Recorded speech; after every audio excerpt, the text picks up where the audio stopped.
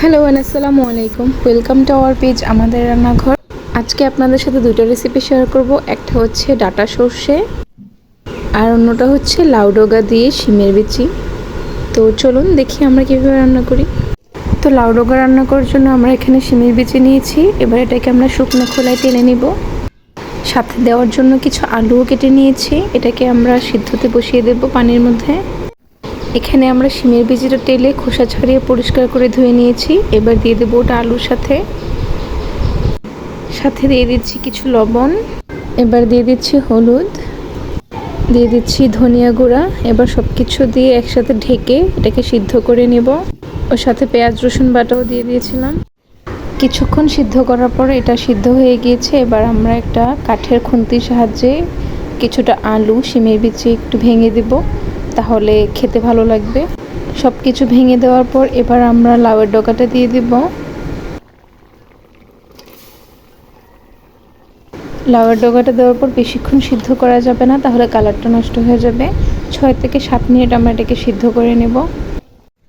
ওদিকে লাউ ডগাটা সিদ্ধ হচ্ছে। এখানে আমরা ধনিয়া পাতা কাঁচামরিচের জন্য ছাদে চলে আসছি। কিছু ধনিয়া পাতা কাঁচামরিচ নিয়ে যাব।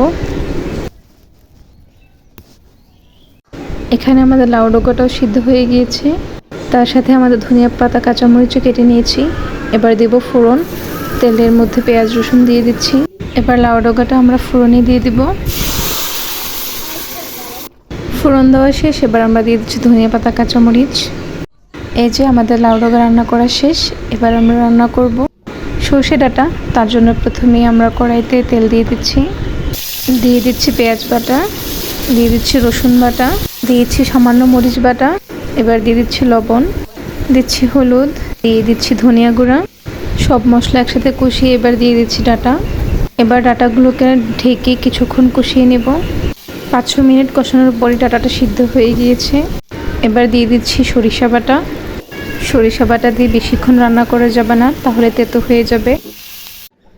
সরিষা দিয়ে 1 মিনিট নেড়েচেড়ে নেওয়ার পরে এই যে আমাদের ডাঁটা সর্ষে রেডি হয়ে গিয়েছে। তো এই ছিল আজকে আমাদের লাউ ডগা আর সর্ষে ডাঁটা রান্না। আজকে ভিডিওটা এই পর্যন্ত। সবাই ভালো থাকবেন।